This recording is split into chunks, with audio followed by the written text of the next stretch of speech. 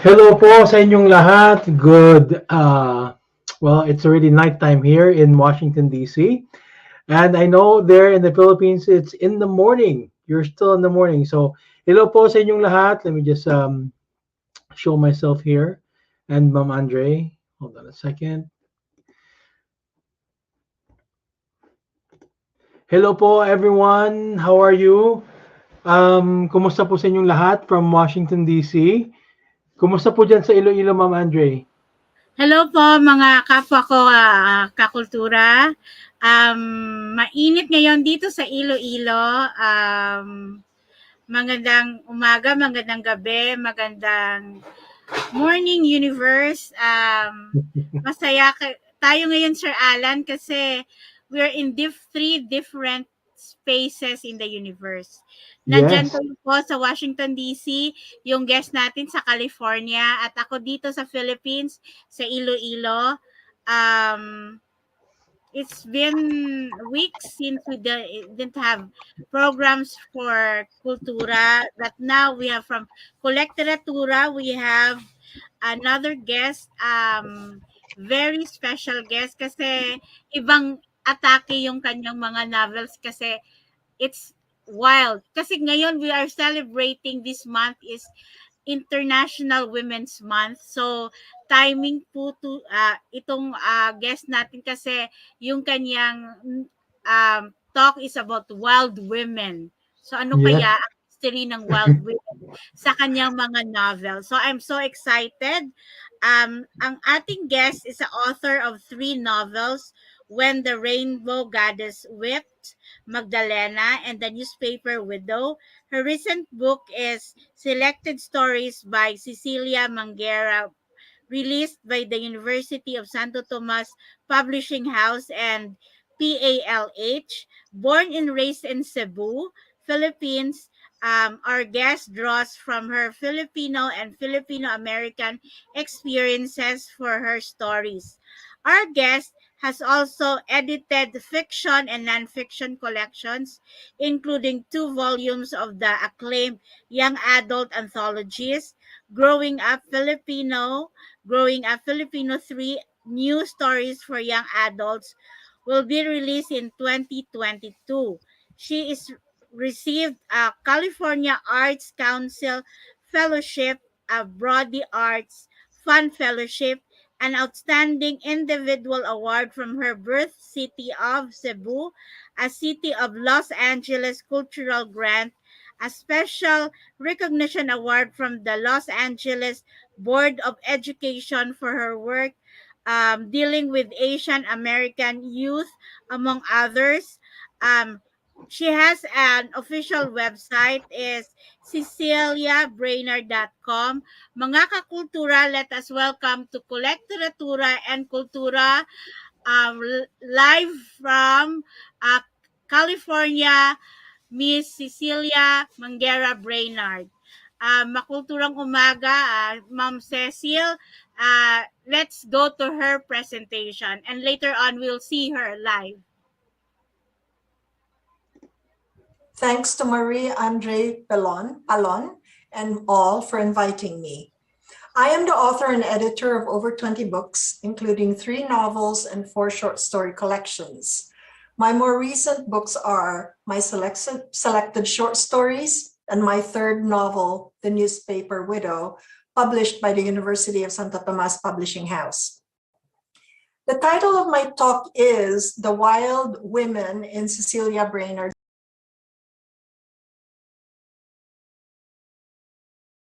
I will be focusing on my 2 novels, Magdalena and The Newspaper Widow. Now, you may wonder where this title came from, The Wild Women in Cecilia Brainard's novels. It was inspired by a talk I did a few years ago at the University of Santo Tomas, which was called Some Words with the Wild Woman.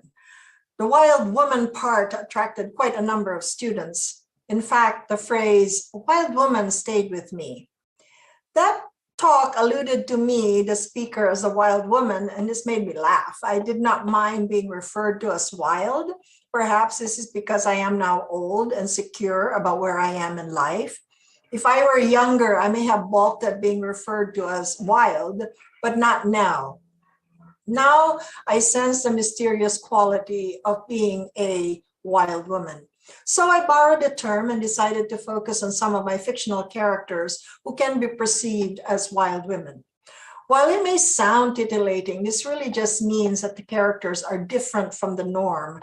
They break the rules of society, and their being unconventional has earned them the title of loose women or wild women or even crazy women. Society has a way of pegging women who are different or who are defiant in a negative way. And yet, the interesting thing is that we are drawn to people who are different, who are defiant, and who are not conventional. We may shun them, be afraid of them, fear them, but we cannot help but be curious about them, even if we peer at them cautiously behind a heavy curtain.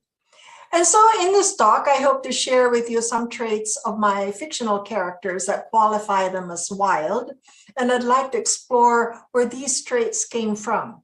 In doing so, I hope we learn something new about our own Filipino women. I did not plan to do so, but many of my stories have women characters.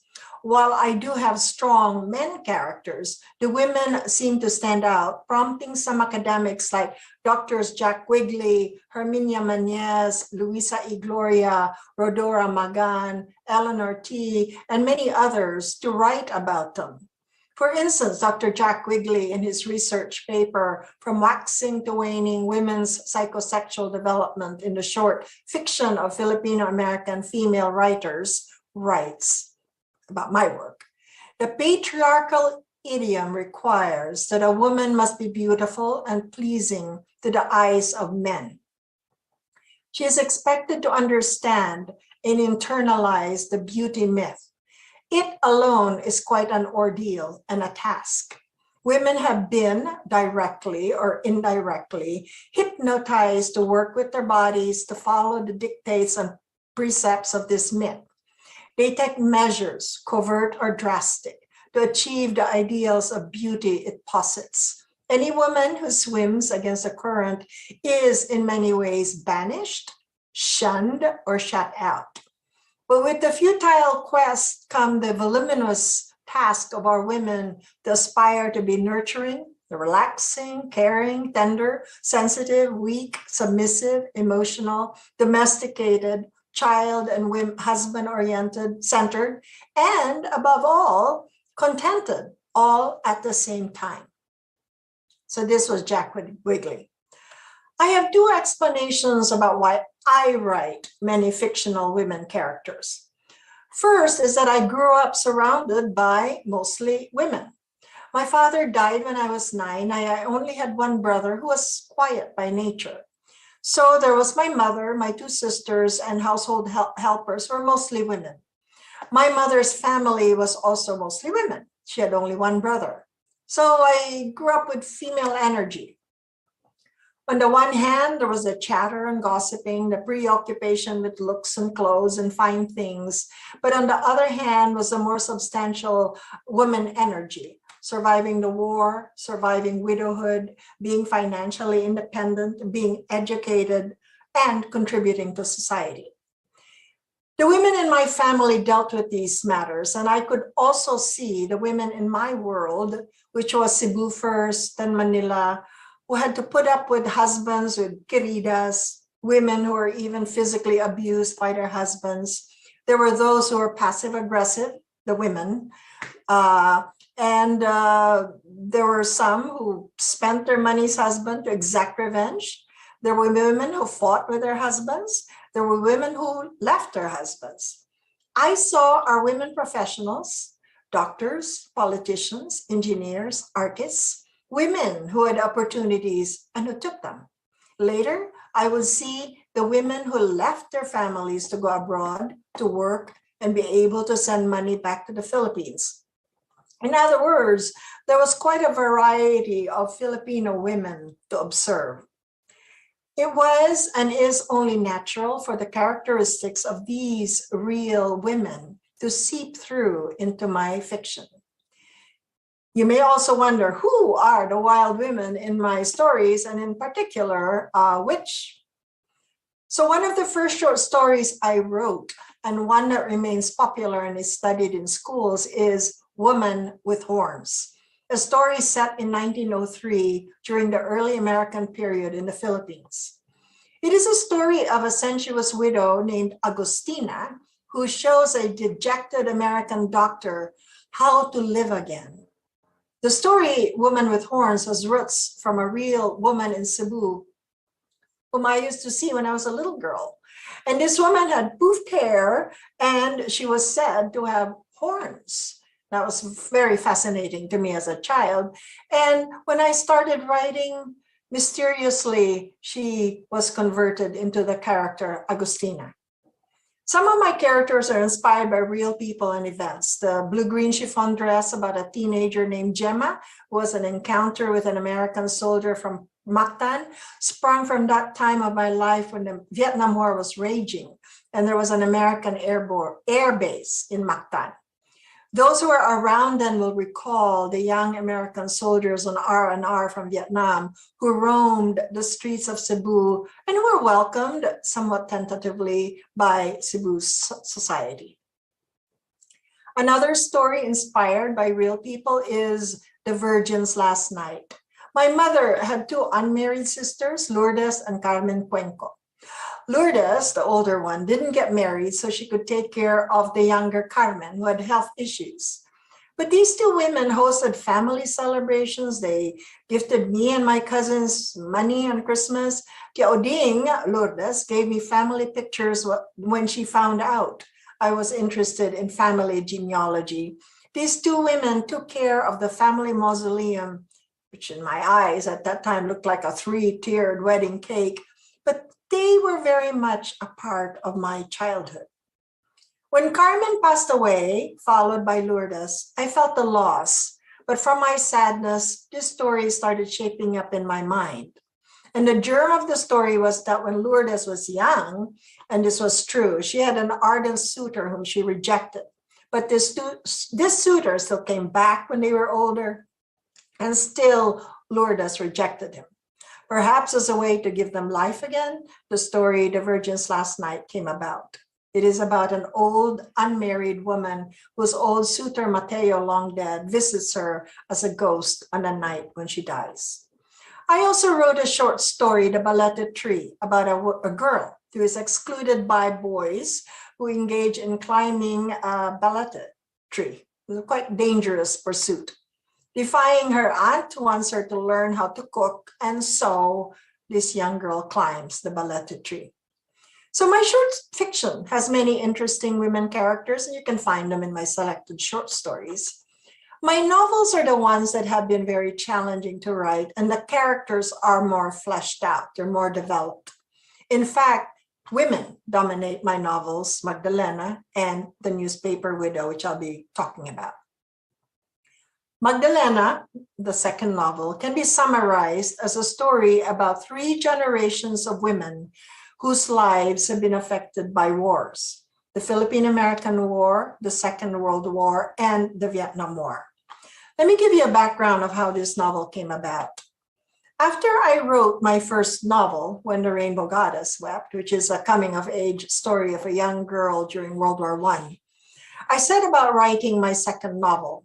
There is some danger in writing your second novel because you can have the false idea that you know how to write a novel. I had that feeling, and when I wrote my second novel, I more or less followed what I had done for the first one. That is, I wrote in a linear way, following a timeline that went from beginning, middle to end. One hears that quite often. A story has to have a beginning, middle, and end. I had in my mind to draw from the time period of the late 1960s when the island of Mactan, which is right next to Cebu, had an American base. American soldiers from Vietnam, and you will recall the Vietnam War was going on at that time, would go to Mactan and to Cebu for their R&R. As a teenager, I met some of these Americans because they flooded the city and could be seen walking about, and some were in the parties that we attended. As a teenager, I used to wonder how these young soldiers felt being in our silly parties when the next day they probably had to fly back to Vietnam where they had to fight and maybe even lose their lives. In fact, we knew a young woman, one of those who attended the parties we attended, someone we knew, one of us, in other words, who fell in love with an American captain. It was like the story in Madame Butterfly. The American captain had a wife back in the States, but in the meantime, this young woman we knew was madly in love with him and believed that he would divorce his wife to marry her. This never happened, of course, but bits of her real story made it into my second novel. In my novel, my character Magdalena is married to a man who was a querida. Magdalena meets and falls in love with an American captain who's stationed in Mactan, but who flies back and forth to Vietnam on bombing raids. While the love affair of Magdalena's husband and mistress is tolerated in the society, he moves in with her and her child. Magdalena's love affair with the American captain is very much forbidden. There is no way they can live together. Even their nighttime lovemaking is cloaked in darkness. Their love is a tragedy. I will not reveal the details in case you should want to read the novel. But as I wrote about Magdalena, her mother intruded into the story, and I found myself writing about her. In her case, it was the Second World War that had affected her life. But then again, Magdalena's grandmother, who also had her own story, and in her case, it was the Philippine-American War that had upturned her life. In other words, there were so many forces acting on these women, and I had to explore what those forces were, since the grandmother's actions affected the mother's actions, which affected Magdalena's. They were almost manipulated by these outside forces. They seemed almost cursed by the same spirit, and they had secrets that were somewhat similar. It is Magdalena's daughter who acts as our storyteller, who releases these secrets, and in doing so, ends the curse, so to speak. I must confess the draft of this novel was quite messy. For one thing, there were so many characters, and I was working hard at making it all linear and sequential as I thought a novel ought to be. But at some point, I said I was finished, that I had my second novel, and I submitted it to my agent and other agents who rejected it. When I finally accepted that I did not have a novel, that this draft was not a novel, I set about trying to save pages. That is, I went back and I looked at each chapter and tried to convert it into a short story. I cleaned it up, took out unnecessary parts, made each chapter more focused. I did several of these, and then it came to me somewhat magically that this was the form this novel wanted to be, nonlinear and fragmented. And so very slowly, I embraced this idea and I edited it accordingly. The novel has been published in the US and in the Philippines and is a favorite among poets and academics. The novel Magdalena has many women characters, and one could call them wild in that many of them defied convention. They went against what Philippine society and the Catholic religion dictated. Instead of quietly putting up with their errant husbands or boyfriends, they went ahead and had their own relationships with other men, relationships that turned their lives as well as subsequent generations' lives. Their secrets festered and affected the next generations. In general, society scorned these women and punished them. In this novel, Magdalena's banishment, because in this novel, Magdalena is banished because she becomes pregnant by the American captain, and she exacts the ultimate price with her death. I am not sure the women were happier for defying conventions, the women characters, but maybe they had a stronger sense of self in their defiance and assertion of their beliefs. It is Magdalena's daughter, who only appears in the preface and in the epilogue, who realizes that, quote, "A secret has tremendous power. My grandmother," she writes, "had used her secret as a weapon, But the strange thing was that the secret in turn possessed her, held her captive. While it is not written, we can perhaps assume that in releasing her women ancestor secrets out into the open, she can be freed of their festering poison. I'd like to talk about the newspaper widow because after I finished my second novel, I wanted to write something easier and fun. So I decided to write a murder mystery. My third novel, The Newspaper Widow, is set in Quebec in 1909 during the American period, the time when America was testing the waters at being a colonial power.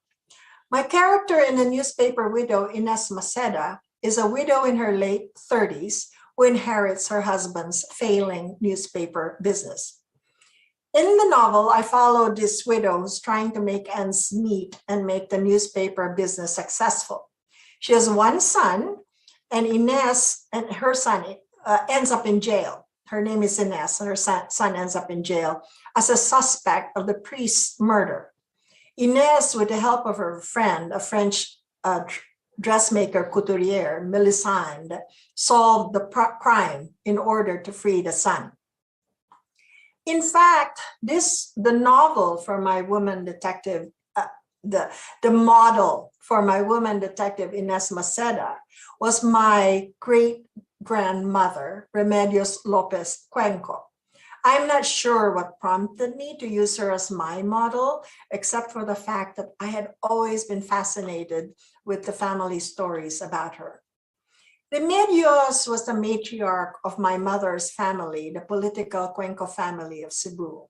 Remedios married Mariano Albao Cuenco when she was only shocking 13 years old, and she bore 16 children, although only 5 survived past infancy.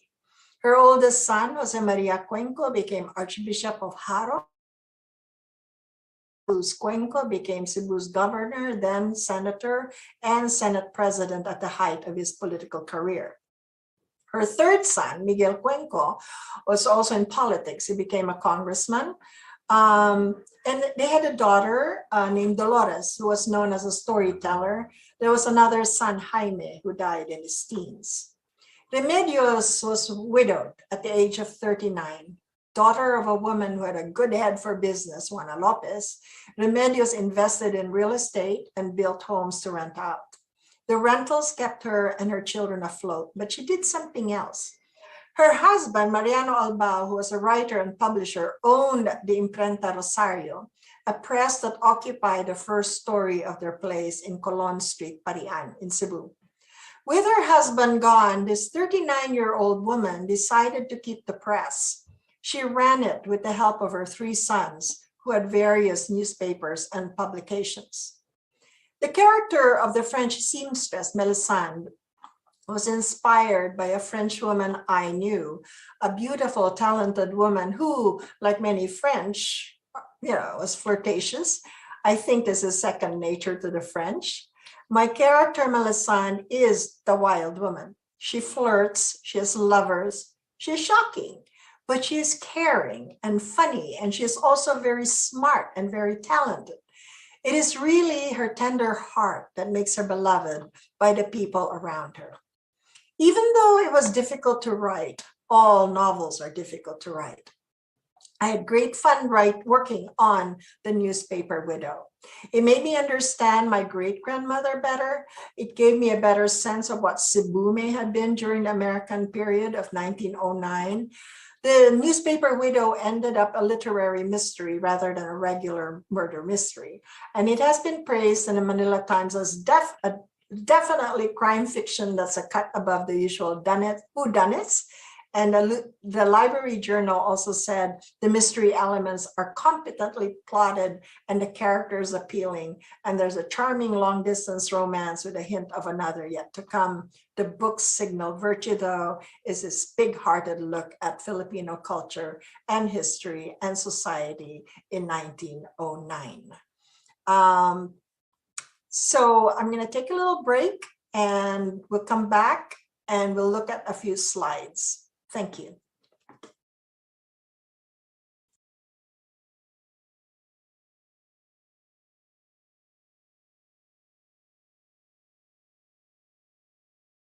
my short story collections. So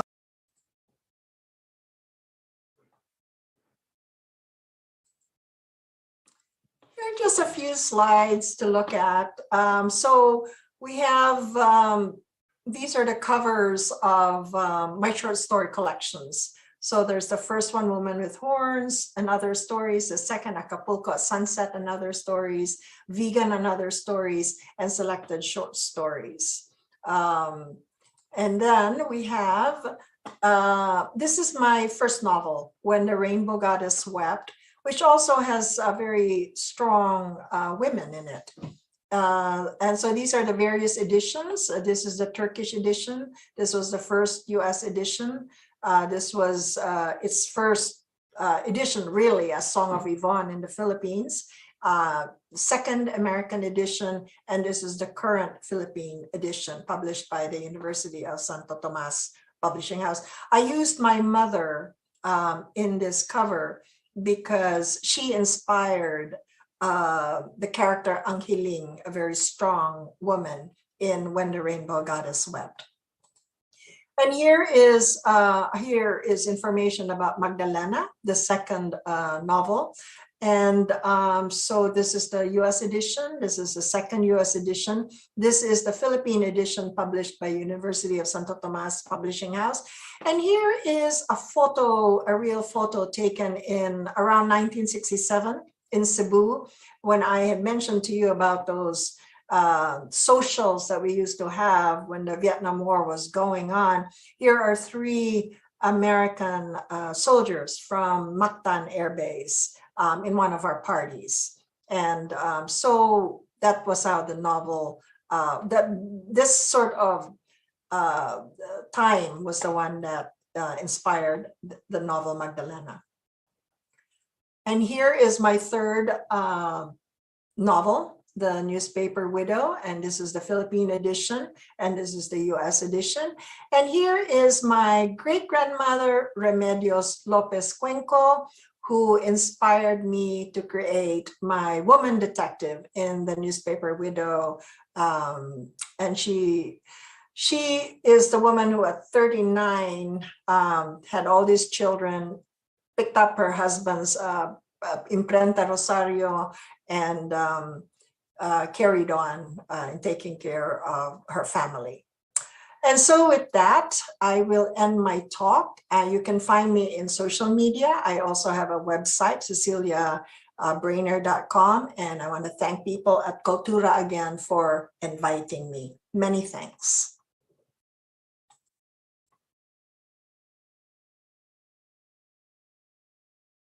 Wow, it's really, I'm really interested to Juan. Great introduction of the books, po. Really great introduction of the books. Ma'am Andre, what do you think? It's really Yeah, exciting. Huh? Really exciting to find out the books about the books. yes po, because there is historical content. There's Mm-hmm. a fear of womanhood, and a Filipino woman's journey towards um freedom, or Yeah, shall we yeah. say um Adventures. the journey of a woman to be Yeah. recognized in a society that is in a Filipino society. That's how Yes. I think. So we want to talk to our author in person. So it's really great that we were able to invite her. Yes, Thank you, Ma'am Andre, for this great opportunity that we were able to invite our author. Po. We would like yes, to introduce you the author of the books that we've just mentioned, Ma'am Cecilia Brainard. yes po. Thank you, Paul, for allowing us to have this moment with you. Thank Thank All you, the you way for Ma'am inviting me. Cecilia, for accepting our invitation to be part of Kulecteratura of Cultura. We're very honored to have you. Thank you. Thank you for inviting me. Nice. All the way from California, po. All the way from California. Thank you so much. Like what Ma'am Andre said a while ago, we're in three corners of the world. One is in the Philippines. I am here in the East Coast, and you are in the West Coast, U.S. West Coast. we have a lot of questions actually. We have a lot of questions po that we have with you. But before we go ahead and proceed with our question, we want to learn a little bit more about the author personally po. Um, if you may po, can we know a little bit more about your story growing up in the Philippines as a child during probably elementary or high school days? Sure. Can you tell us who is Ma'am Cecilia Manguerra? Manguera. Cecilia Catalina Cuenco Manguera was born in Cebu City, in the Capitolio area, in 1947, a long time ago. So I went to St. Teresa's College in Cebu. And for high school, I went to San Marcelino, St. Teresa's College in San Marcelino. And then I had, my father was an engineer, a civil engineer. And I had this idea in my head that I wanted to be an engineer like him. So my first semester, I went to the University of the Philippines and took up engineering, and stumbled with the math because there was a lot of math in one semester. And so I did a little soul searching there at the age of 16, 17, and decided that engineering was not for me. So I retreated and I went to Maryknoll College in Quezon City. And I remember sitting there and I'm looking at the different majors. I had to choose my major. And I picked what I thought was the easiest, which was communication arts. And so that was my major. And after that, I thought I wanted to be a filmmaker, which was what brought me to California, because I took filmmaking over at UCLA. But there's a very collaborative effort, even though you're dealing with stories, and it's also a very expensive medium. And at that time, it was also very difficult for women, especially a quote unquote minority woman, to break into the field. And I got married, I had children, so I focused on the family. And then when I started to have a little bit of time, I picked up writing again. I was always sort of writing. And then that just sort of grew, more and more. Nice. So, kwan po, ano, like what they say, you can make plans, but sometimes plan changes. It's Yes, very it's very relevant actually since it's International Women's Month. yes, I want to bring out, and you mentioned about like life, like your plans before you wanted to be an engineer. And this is a quote that I actually just received from Senator Deb Fisher recently, coming from Capitol Hill here in Washington D.C. yes. When I saw her just last week, she said something like, "You think you plan out life, but life gives us opportunities, and it's the choices we make that matters." Yes. Yeah, yeah, And it's actually the choices that define you. And it's the same thing in storytelling. The choices that the characters make define the character. yes. It's very relevant even with the books that you wrote actually. Uh, that what do you call this? That quote or what you just said is very relevant with your books, with the roles of women. And I have a lot of question about that. And there are questions already, some questions online. Here's one question that one of our viewers had wrote, but let me go ahead and ask a couple more questions about Sure. um about your childhood book. Have you always wanted to write when you were young, or I this past? Yes. We read in our family, we were readers. And even when I was a little girl, my father would bring all of us to Alimar's bookstore practically every Friday or Saturday. and we could buy anything we wanted. So we bought comics, we bought magazines, we bought books. I started looking at comics. I had all, and then when I started to read, I was reading Nancy Drew, and I was reading Emily Loring, and on until eventually then I was reading better books. But um, the writing actually started when after my father died. My father died when I was 9 years old. And I think from the grief, I felt I needed to update him about my life. And I remembered I would get little pieces of paper and I would write a letter to him and tell him a little bit about my life. So that was, those pieces of paper are gone now. But then when I was in high school, an early teenager, my sister gave me this diary, those pink lock and key diaries, the Yeah. really cute ones. And I remembered falling in love with it. And I used to write in there every night. And I would write really bad poetry and, just really very flowery and everything. But I fell in love with the idea of writing. So Yeah. that was always sort of there. Now, I should also add that in Filipino culture, not just Cebuano culture, we are really good storytellers. I remember growing up and we used to call it gossiping, chismis, but actually it was storytelling.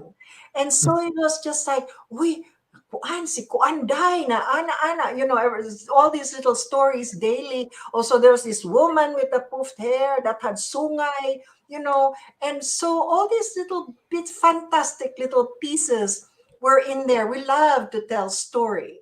And I also, one of the things I also loved was listening to the radio soaps. So after school, I would sit and I would listen, and it was so dramatic, because this woman was going to die. She, this sort of thing. But again, it was story, it was character with conflict. So I think that love for story is inherent in us. Most of the time in Filipinos, we're more oral. But for some reason, I also like to write. And so I think that was one of the reasons also why I wanted to make films, because it's telling story. But I just ended up doing this other thing because it fits my personality better. Actually, just writing one on one. We first with the typewriter, now with the computer. I don't have to collaborate with anybody. I'm just me and my story.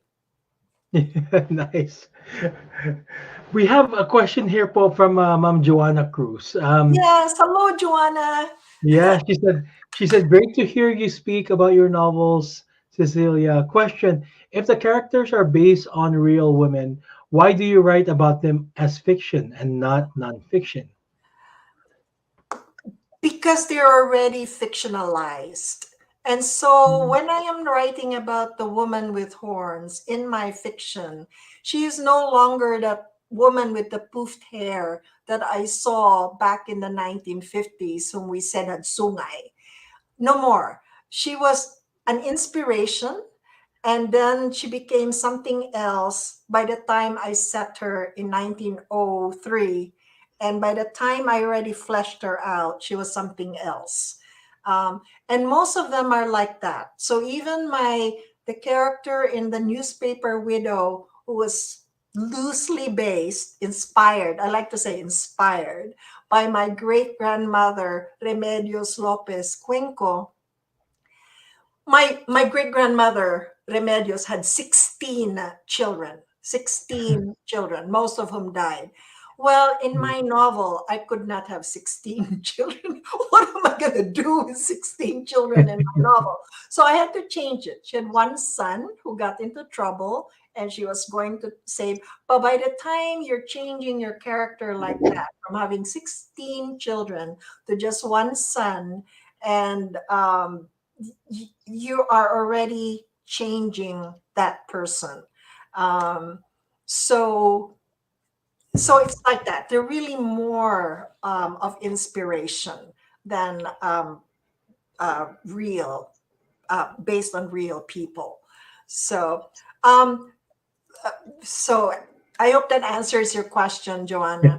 Um, I will add something very early on, and I think one reason why I chose to write fiction. Um, Academics and nonfiction writers think differently. So I remembered writing something that I was supposedly fictional, early story, and I had somebody come up to me and grill me about the church in that story. Well, I think the architecture or something was, but to me that was just beside the point. And then I kind of understood it's a different way of thinking that was important to that nonfiction writer, to that academic. But it was not important to me as a fiction writer because what really counted was character and character development. And so if I want to change the geography of my setting, or if I want to change the character so that it is more efficient, it works better in my story, I can do that without any kind of compulsion. I mean, it's fiction, right? So I hope that answers. Nice. Yes, Thank you for attending. yes. Thank you, Paul. Great answer. Since we're talking about the characters, we will go ahead and proceed asking. There's another question, Paul, that was sent through private message. Um, why most of your novel characters are women? What drives you to focus on women as the main characters of your novel? Okay, so that's really interesting because I don't consciously do that. I don't really say I'm going to write about women. And in fact, it's other people who have told me, you write a lot about women, or they will comment about it and so on. Now, I think one of the reasons is that women really are interesting. I mean, we are, Filipino women are very powerful women. Um, so this was one of the things that I learned, that before the Spaniards came, Philippine society was really matriarchal. And so we had our babaylanes and we had, these powerful women. But then with the Spaniards, that was patriarchal, things changed. But the women were very smart because they did not, some women anyway, they did not really give up that power, and in a way they sort of went underground and remained powerful. So you'll see this a lot in Filipino society. Okay, the husband is out there drinking, carousing after work, having a good time. You know, the woman is holding the money. So the husband, who thinks he's very, very important, has to ask money from the wife. Um, so here's another little story, just to prove to you how powerful women are and how Filipinas can think. So after I got married, my mother came up to me and she said, we had like a one-on-one talk. She said, Dai, let me tell you something. You don't have to tell your husband, but you know, if you go ahead and you tell him what he wants to hear, but you do what you want to do. Can you imagine? I'm just supposed to let my husband hear what he wants to hear, but I have to do what I want to do. So I don't know if it is just my mother's family, but things like women having their own money and their own careers, this was important to them. Um, but I see a lot of Filipino families too. They're like that. Women seem to be shy and quiet, but they're really very strong. They're very, very strong. So Nice. it's Really, my interest in them probably that makes me want to write about them. It's very complex. Filipinas are very complex. really important words, Paul. Especially now, the International Women's Yes. month. Really, kwan po. Well, like you said, women are interesting. Women, Filipinos, or actually even women around the world are interesting. And um, there's one other question here that ask, what makes women? wild in your novels? Ah, they are wild because they do not conform. They are Hmm. wild because society wants them to be something else. They are wild because they are brave enough, courageous enough to go against what society dictates, what the church, even what the church tells them what to do. And they are wild because they have the strength, the courage to do what what is true to them. So we have a woman who is in love with some other man, and so she has an affair with him, and she this is Magdalena. She broke all the rules. She broke the rules of society. She broke the rules of the church. Um, and so she's wild as far as society would look at her. Hmm. Even the little girl in my short story, The Balete Tree, she was considered wild because her aunt was always telling her, quit running around with the boys. You have to learn how to sew. You have to learn how to cook, because otherwise, what kind of woman will you be? You will be, you have to learn how to serve your husband. And this little girl does not really listen to her aunt, and she goes right out and she does what the boys are doing, which is climb up this really tall, dangerous tree, the balete tree. So they are wild, in that sense. In that sense. Okay. Here's another question, Paul, from our audience. Ferdinand Lopez said most your contemporary Filipino writers based in the United States wrote about the martial law. Period. I noticed that you wrote a story, Romeo, set during the Marcos regime. I love the close connection between the dog and the mother. I believe that's mother. Yeah. Yes. Thank you very much, Miss Lopez, for this is Ferdinand Lopez, for this observation. Um, yes. Actually, I have some other short stories where this martial law, it's not about martial law, but because it's set during that time, the the influence of the martial law time affects the characters.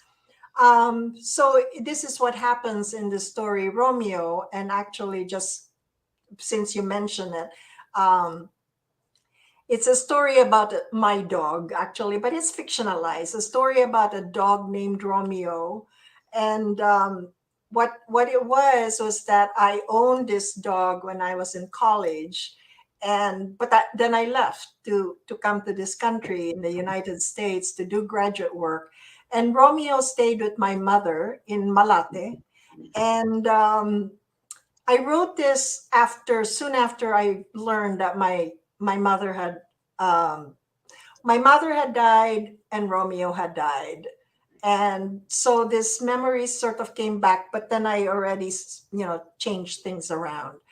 But so there's the Marcos regime is not really in your face, but it is there in terms of the difficulties that the mother in the story had to deal with, because it was a very difficult time um, in Manila during that time. My mother had a difficult time during this historical time of ours. So thank you so much for bringing that up. So yes, we do have some very fine writers writing about martial law. For instance, Linda T. Casper has some really fine novels. Of course, we have Ninochka Rosca, and we have Jessica Hagedorn, who have written about these things. And those are important works that they have done. Awesome. Thank you. Really great, Paul. Thank you for that point that was given by Ms. Lopez. Ito po, one of our artists actually is giving you a comment when you were mentioning about engineering, when you were planning to go engineering. Nakaka-relate po ako sa inyo. I always say masaya sa engineering pero ang puso ko ay nasa sining. Yelcast po, he is one of our visual artists in the Philippines who's really, you should see some of his work, really amazing work po. Na-interview na rin namin dito sa Kultura, sa isang programa namin sa Kultura. I will Really, look it up. Thank yeah, you. look it up po. He's really a great artist po. Somebody that we should all be proud of as Filipinos. Is he also an engineer? He is po. By profession, but he's more into the arts. Okay. Well, hats off to him. We can do all the math. Yeah. Sabi po ni Ms. Lopez, sabi niya, mother that developed in the backdrop of the tumultuous Marcos rule. Do you have any plan of writing a novel about the dictator? Um, I never quite know what I'm going to write about. Right now, what is seems to be calling me to do is to write nonfiction. I'm feeling that I need to sort of, I don't know if you would call it autobiography, but to sort of look at my family members, my mother, my father, perhaps the life that we had. I'm not sure exactly if I can get it done, but that's sort of in my head. You know, I have written quite a lot of stories. I have something like 50 or more than maybe 60 short stories, published short stories, and I have the three novels. I have to really say that it's not easy. It's not easy to write novels. It's a really big sort of commitment, and it takes years, at least for me. And it's quite a lot of work. But so I'm feeling a need to do nonfiction, perhaps creative nonfiction. That's more personal. That's what's talking right now. I hope more people do write about the dictator, because this is something that we need, the young people especially who are not aware of what actually went on need to be informed. And there's nothing more powerful than fiction. Movies are also very powerful in terms of letting younger people, especially, or people who have had amnesia, remember how difficult those times were and how unjust. I just there's a one point here. I have there's a question here. You mentioned about difficulties of writing. Um, Yes. what do you see is the greatest challenge or advantage for authors who are multilingual like you? Um, the multilingual.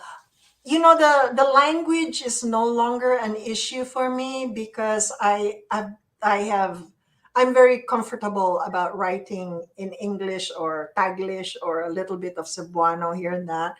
And the okay, so what's the greatest challenge? The greatest challenge does not really have very much to do with the multilingual part. The greatest challenge for me is to work with the characters. When Hmm. I am working with the characters, they can be French, they can be Spanish, they can be from California, they can be from Cebu, they can be from Baguio. Doesn't matter. I can work with them, but I have to know them. I have to know their story. They have to be real to me, and I have to make them real to my readers. And so that is the challenge. The multilingual part, I have already dealt with that, and that was way before. What One of the things that what I've done is that I realized, so it is not a matter of translating Cebuano or Tagalog into English. Uh, the focus is not so much the language. I need the grasp. I need the grammar. I need to own the language. I own it. But once you own it, then you even stop thinking. too much about it. You already know the tricks. You know that if the character is Cebuano, you try to add a few Cebuano here and there, to make it authentic. What I have always just gone the simple way. When I write, I do not have a lot of flourishing. I do not have a lot of, big words and this kind of thing, because the simpler, the better. The clearer it is, the better. The less kuskus balungos, the better. That way, the readers can see the characters better. And I'm always working in scenes. And so the challenge is to let the readers see where and what the characters are doing, and also what they're thinking and how they're feeling. So there's a lot going on that you're juggling when you are a writer. But the language thing, I've already dealt with it. And so the trick to anybody who might be wondering about that is to just write simply. Just write, just directly. Nice po. And we have two more questions actually that we have. It's about the roles of women Yes. during this past century. So we know that the roles of women had changed during the past century. But how do you see the change of roles in women during this past century? Well, I'm thinking about my grandmother and my mother, and so on and so Mhm. forth. And as I mentioned, in my family, these particular women were very strong. Mm. Now, I'm aware that in some other families, the women may not have been as strong. And because of the patriarchal society that has developed in the Philippines, we have had very many women who were, as the saying goes, inaapi, which is in a way kind of like Magdalena, where her husband has a querida and is just, left, to deal with this on her own. So that was very popular, but I hate to say this, I think it still continues now. I mean, so women still have to deal with that. I think we are still in this there's still this patriarchal um, uh, mode of society. I have to say, though, that I think more and more women are asserting themselves, and they are, there are things now like birth control that they can resort to, things that are really shocking in the olden days, like having out of wedlock children or living in with a partner, were just really shocking back in the 1950s. And as far as I can see, this is a little bit now more casual in Manila, at least. I don't know about other places in the Philippines. So we are a little bit more open. I think women are more accepted in a way and respected in a way in terms of this sort of thing. But there's still the machismo. The machismo is still there, and so the women they still have to work at asserting themselves. Really great point. And I think this one is also just a follow-up question on that one. How do you further see the changes in the roles of women in the coming generations? Well, it's kind of the same thing, and so our younger women, I think, need to have here's the thing, what's really good for young women is to see what went on in the past. You can only know how to go forward if you know what went on. And so if they have an understanding that before the Spaniards came, we actually had babaylanes who were who were very powerful. That it was a matriarchal kind of society. That was really the Spaniards who brought in this patriarchal machismo kind of style. Then the women, young women especially, who will be the future, will have a better understanding that that was just something that was just externally imposed. And but I feel that the younger women now have a better sense of themselves as women, and will not be so intimidated by external forces that are telling them what is correct, what is, what, how they should behave, how they should do things. So it has a lot to do with uh, having a strong sense of self. I see our young women having this, and I think that more and more. But let me backtrack. Our women have always been strong.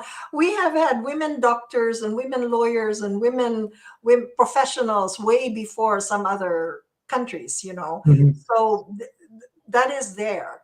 It's just a kind of a style that has been kind of existing. But I think now women are more assertive, and it's more acceptable to be that. Yes, So yes, we will have stronger young women in the future. in the future. Powerful babaylanes. Yes. Thank you so much, Paul. It's been a great pleasure talking to you, Paul. Thank Ma'am you. Andre, do you have any other questions? I know I've read some of your questions already for you. Yes po. Thank you, Ma'am Cecil, for that wonderful talk. I really learned a lot. My students will love the your insights on women history or Good. women empowerment, for that matter, in your novels. And I readily want to incorporate it in my lessons and Great. try to do a book review if they have a chance to get hold of your book. Do you have an ebook for this, Ma'am Cecil, Um, for your novel? I yeah. So all there in Kindle. But I did want to say something about stories being available. One of the things I did during the pandemic was make one of my books free in Wattpad, Cecilia Brainard Wattpad, and it's fundamentals of Mhm. creative writing. But there are many stories in there, and teachers and students have been using it for free. So Oh, that's this can great. be something that they Wow. can use. Send them over to Wattpad, Cecilia Brainerd. My Okay, thank you so much. Yes. So, and otherwise, I mean, you can find my books in Kindle, which is ebook. And in the Philippines, aside from the hard copies, I I am not sure. I think that some of the older books might be available in their digital form. Um, but so I had some books published by Anvil, and they may be available in digital. But for your students, try that free Wattpad. And the other thing is, I also have a travel blog, but it's really Travels and More, Cecilia Brainard. And there are very many stories in there, not just mine, but I have guest bloggers. And so the students can also avail of stories by my guest bloggers. It's Travels and More at Blogspot, Cecilia Brainard. Really great, Okay. Paul. Great Thank you so information. much. I thank you for inviting me. I appreciate the trust, and I'm very grateful. Thank you, Alan. Thank you, Yes. Andre. We appreciate the Yes. moment that we had with you, and then we look forward to actually hearing more of your books. Hopefully, we could feature some of your books in Kulecteratura, um, and invite you in our other programs. We have other programs, Paul, wherein we invite Sure. our former guests in Kulecteratura in a panel discussion. Great. Uh, Thank you. on Yes, Paul, on Filipino cultures and everything. Um, And Sabi po dito. I just want to, oh, here's my friend, Dr. Ming Menyes. Thank you so much. This is Dr. Herminia Menyes, Coben folklorist. Thank you, Ming. Thank you, Joanna. Thank you to the others for taking the time. They are so good. They have been attending these talks that I've been doing. And I'm really very grateful because it's time from their end. And I hope that it was informative to them. Thank you, Alan and Andre. Appreciate it. Yes po. So Thank calling it you. out to our teachers who are there, especially our literature teachers. Di ba ang ganda, right? Even if she's not writing it in Filipino, but we know her stories are like many of her stories are based in the Filipino setting. You can still bring this, use this as books that you can teach to your children, like Mom Andre here, who will use her book, her Mom Cecilia's book in her class. So you could integrate these even this video, actually, this Kulecteratura video in your classes. And actually, with even me myself, I'm looking forward to someday if I have a literature class, I will incorporate these Kulecteratura episodes in my classes, so that they learn more about our culture as Filipinos, and not only that, even learn literatures itself and basic of writings, di po ba? And then how they start as writers. Hopefully, these kind of stories will inspire the future generation writers, Filipino writers in the Philippines, or even outside in the diaspora of Filipinos abroad. So, looking forward po that you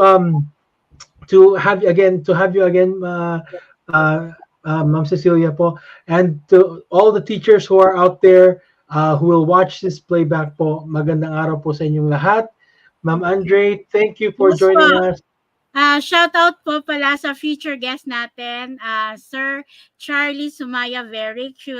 He will be our future Kulecteratura guest. And thank you, Sir Yelcast, for watching or tuning in to Kultura's program.